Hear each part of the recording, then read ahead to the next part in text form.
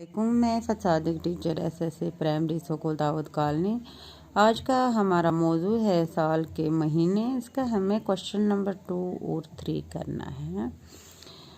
इन महीनों को सही तरतीब में लिखे। यमन रतन सही तरतीब मज लिखुन। ये अगस्त, जुलाई, सितंबर, जनवरी, अप्रैल, फरवरी, जून, मार्च, मई, दिसंबर, नवंबर, अक्टूबर। लिखो सही तरतीब मज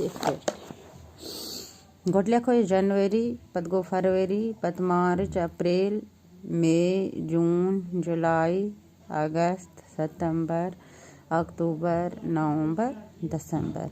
बे थो याद जनवरी, फरवरी, मार्च, अप्रैल, मई, जून, जुलाई, अगस्त, सितंबर, अक्टूबर, नवंबर, दिसंबर।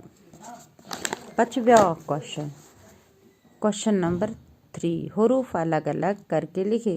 अश हरूफ लिखन अलग अलग कर। ये मिसाल दित जनवरी अत लिखुन जून, जीम, नून, वाव, रे गो जनवरी। दोयम मार्च, मिम अलिफ मा रे चे गो मार्च। पत गो अप्रैल अत लिखो इत पे अलिफ पे रे ये लाम अप्रैल। पत फरवरी फे रे वाव रे गो फरवरी। पत गो जून, जिम वा जो नून जून।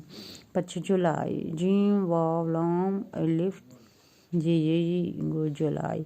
पत गो मई, मीम तो ये छोटी है। अगस्त अलिफ गाफ सीन ते गो अगस्त। सितंबर सीन ते मीम बेरे गो सितंबर। अक्टूबर अलिफ कीफ ते वा तो बेरे बर गो अक्टूबर। नवंबर नून वा मीम बेरे बर नवंबर। दिसंबर दाल सीन मीम बेरे बर गो दिसंबर। लिख जो गुब्रो कॉपी पे तो कर जो याद। खुदा हाफिज।